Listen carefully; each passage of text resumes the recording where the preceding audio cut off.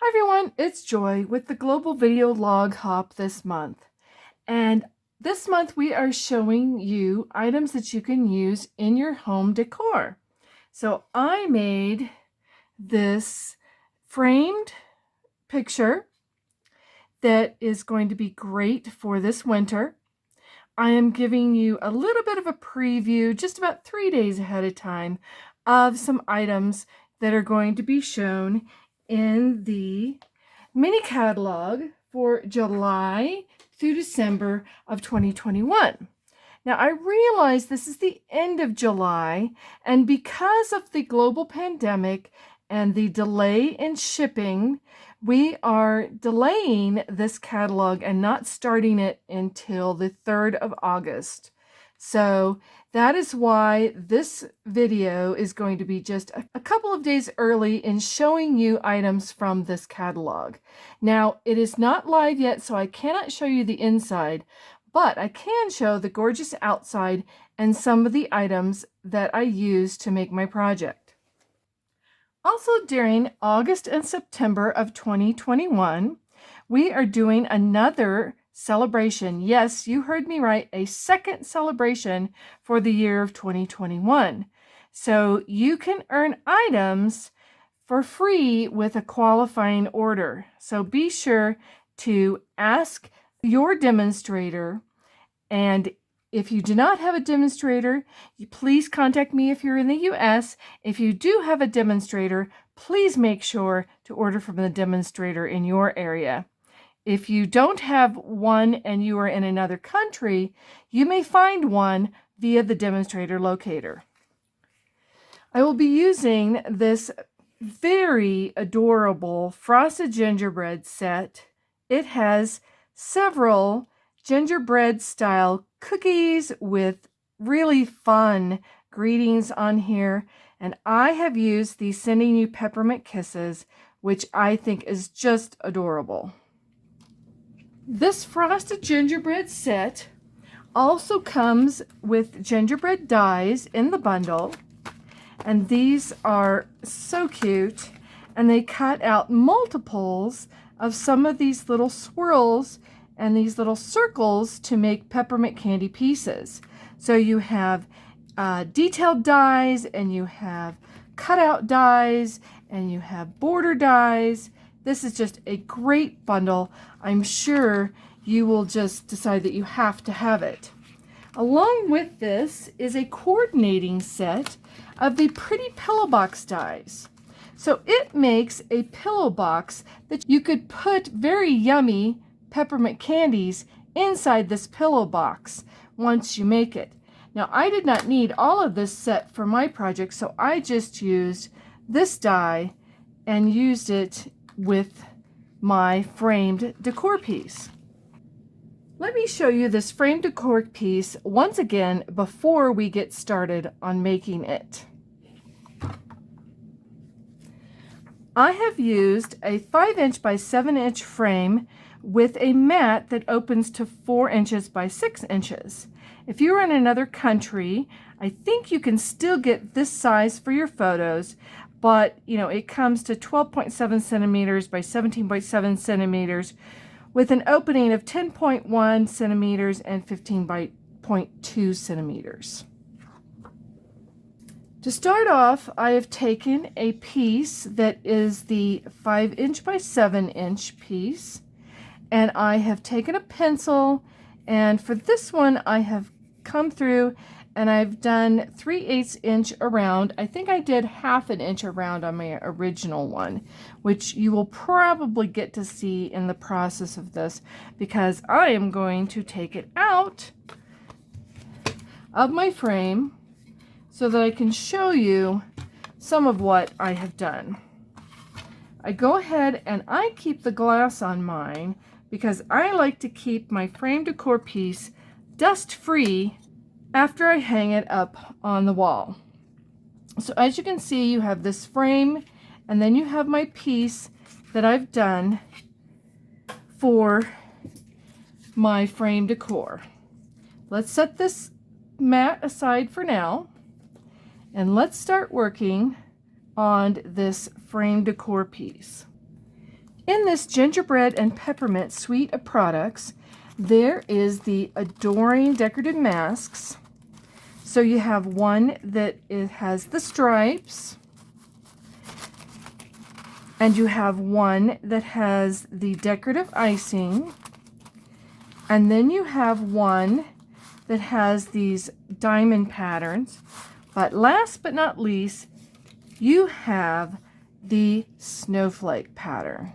And I just love it. I did not want the entire page of this mask, so I have taken Post-it notes and blocked off where I don't want it.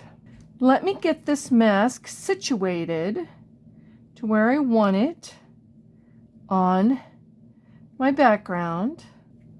And then I have some Post-it note tape. I know this is just great, wonderful stuff. And I am going to make sure that it stays down on my work surface. And then I am bringing in Pool Party ink and one of the blending brushes. Now, one of the tricks to getting nice, even pressure without taxing your hands too much is to pinch that head with your fingers. Now, I forgot to put scratch paper on my work surface, so I'm going to go ahead and do that. Now that I have scratch paper on my work surface, I again want to make sure this mask is down well, so we don't have any slippage when we're using our blending brush.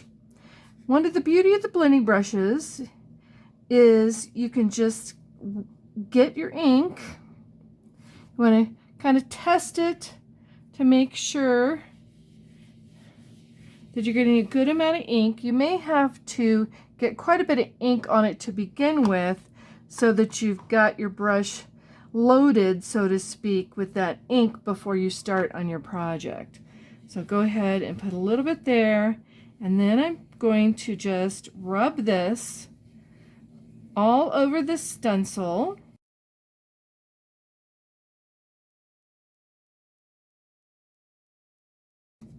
And I'm going to give it just a little extra ink right in the centers of these snowflakes. Now let's take a look. Oh, that is beautiful. I love it. And I'm sure when you try this technique, you are going to love it too. Let's set this background aside for a moment and bring in some of the peppermint pieces that I have die cut. Went ahead and completed several of them. Because there was doubles, I was able to die cut 5 at a time. So I was able to die cut this set and then complete another set, which is this set. That one is not attached yet. So I used a piece of cardstock in Real Red that I attached an adhesive sheet on the back, and sometimes I splice my adhesive sheets. So I ran it through the die cutting machine, my Stampin' Cut Knit Boss, for about 4 or 5 passes to make sure that it cuts all the way through the cardstock and the adhesive sheet. Gone ahead and mounted these to save a little time. Your circles, if you notice, this one doesn't have the ridge on it that this one does. So in order to get rid of that ridge, I ran my die cut basic white circles back through my Stampin' Cut and Emboss machine without the die and with a sheet of cardstock on top of it for a shim, and then ran that through, and it flattened that so that you can't see that ridge. So that is a tip to do if you have a die that has a ridge on it that you would like to get rid of. Now I left the ridge on this because I thought it just gave it a little bit more dimension. So I'm going to peel off the back adhesive sheet, which creates a sticker for this die cut. And then I can just lay that right on top. And now I have my completed peppermint discs, which I'm going to set aside for the moment. I also have a piece of real red that I've cut at 1 inch by 2.5 inches. Again, all your measurements, including the metric measurements, will be listed at the end of this video. I'm going to bring this back in so we can reference it for a little while. And I'm using the Lovely Labels Pick-a-Punch. I hope you can see that without too much glare on it. It also has them listed at the end. And the Pick-a-Punch has slots for 1/2 inch, 3/4 inch, and 1 inch. Again, you want to open up your die because they store in the locked position. And I'm going to use this side and slide my piece into my punch. Now, I want to make sure that this lines up exactly evenly on both sides. So I'm going to look through the back, and then I'm going to turn it around and slide it back in and look again and make sure that it is even. So there I have my piece like that I thought layered very nicely with this die cut piece from the pillow box set. This red piece is now ready to stamp and emboss the Sending You Peppermint Kisses sentiment on it. I'm bringing in my Stamparatus for this, and I have created a piece out of leftover scrap pieces. I saved my 2 little end pieces from the punch and some just strips of basic white cardstock, and I taped it all together to create a mask. And I'm lining this up on this corner area that I created, putting my magnet down. And then I can bring in this piece and it will fit into this little slot, and it will stay there so that I can stamp, and I can stamp again with the Stamparatus if I need to. I will be using white embossing powder, which now comes in a set of white, clear, and black, and a pigment white ink. This is an old pad, and so it still says Whisper White on it. I don't know if the new pads say Whisper White or not, so you will have to look in your book, but it is the white ink pad, and the pigment ink stays wet longer so that you can use it with the embossing powder. Now you need to do some kind of anti-static on your paper. I have an old anti-static pad that I've had for a really long time, and I'm just going to kind of dab that on there. And then I am inking my Stamparatus stamp kind of off camera here. So now I will bring that in, and then I will rub that, and hopefully I got a really nice image. Oh, that's pretty good. So now I can take this and bring in just a container I have with some coffee filters, and then sprinkle this powder on top of it. Then carefully lift that up and shake off the excess.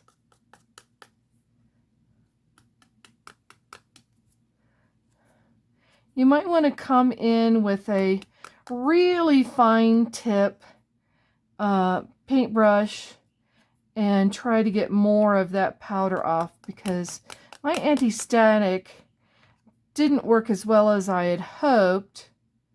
So I have a little bit more on there. But I am going to go ahead and show you how the embossing tool will melt that powder and we get a really nice image from that. I'm bringing in my embossing tool and I'm going to put away my stamp apparatus for now.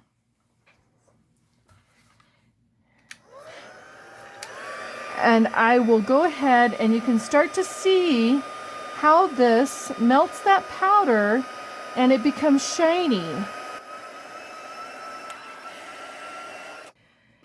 You want to stop when it becomes shiny, because if you heat it too long it will become dull again. But this is not a very pretty piece, so I have already pre-stamped a piece that I will use on my project. Here is my pretty embossed sentiment. As you can see, you might need to practice a little bit with the embossing powder and the embossing in order to get it the way you want it. This goes great, like I said, with this die cut piece. So I'm going to go ahead and put dimensionals on the back of it. And then line it up to attach it on the front of this pool party die cut. So now that will be ready to go. Now I need to bring this piece back in and also bring in the wonderful snowflakes, which is also in this new mini catalog that will be coming out in just a couple of days. They have these very delicate, already die cut, but they are just barely attached. So be very careful and pop those out to use on your projects. As you can see, it doesn't take much to pop it out.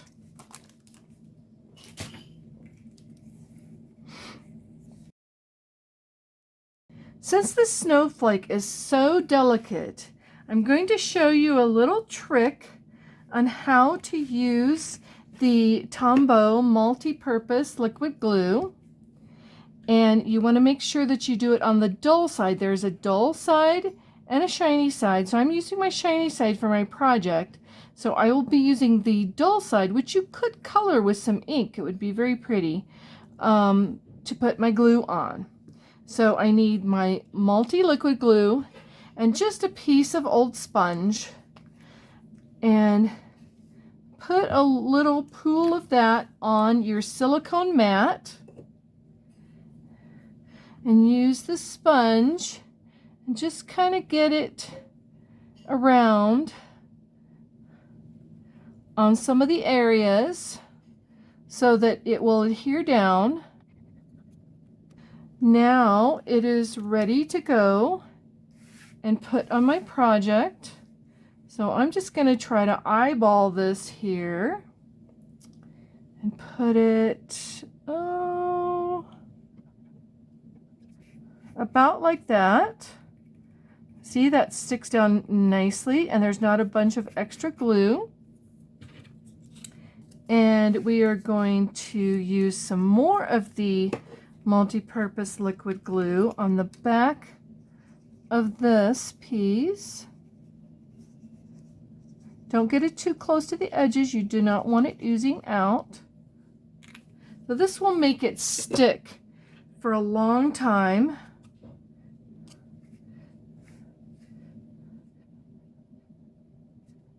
Just attach that on. Now we can start putting some of our peppermint discs onto our project. Make sure I don't lose any of those. Again, we're going to use the multi-purpose liquid glue for part of it. And then we're going to use dimensionals on part of it as well. So that one is going to go right about there. And then a medium size one is going to go down here. I don't know, about there, I guess. It's not going to be exactly the same as my original because it just isn't going to work out that way, because it's really hard to duplicate something like this exactly. So there, that one's going to go about there. Now I need some dimensionals. I need a larger one, and then I'll need a mini one. So let's do the larger one first. That one is going to go up here, overlapping that small peppermint disc just a little bit. And this one I need a mini Stampin' Dimensional on. So that one will go kind of up here like so. So that's that part of it. I can probably go ahead and put my rhinestones on for this part. So where is my take your pick tool? Here it is. I'm going to use the largest into the center of this snowflake. And then I need a medium size one to go right down here by these peppermint discs, and another medium size one. Now that I have my rhinestones on, I would start working and putting the rest of my die cut peppermint discs onto the mat that was included with my frame. But because I don't have a second frame, I'm just going to show you how I clustered them. I did put this top one onto a dimensional, and then the little one, I put two dimensionals on the bottom, but then I didn't take that off. I just left the paper on so that it could just sit right on top of my decor element for this framed decoration. And I also put a dimensional on underneath this one. So I have that ready to go. And then I wanted to make sure that this set up on top of my other piece. So I have taken some of the strips, the foam strips, foam adhesive strips, and I have done those on the back side of this mat so that when I put it back into my frame, it will be just slightly up on top, kind of floating on top of my main piece, which gives this a little more depth. I've put my project back into my frame so that you can see it framed one last time. And hopefully you can see this without too much glare on the glass. Again, like I said, I leave the glass on to protect my home decor element from dust. So I hope you've enjoyed my project. Please be sure to place orders with your demonstrator that invited you to this video log hop, or vlog as we like to say it. And please make sure that you go into the description of this video and hop to the next person, and so on as you go around the circle of the hop. Please like my video and subscribe to my YouTube channel if you have not already. Until next time, bye!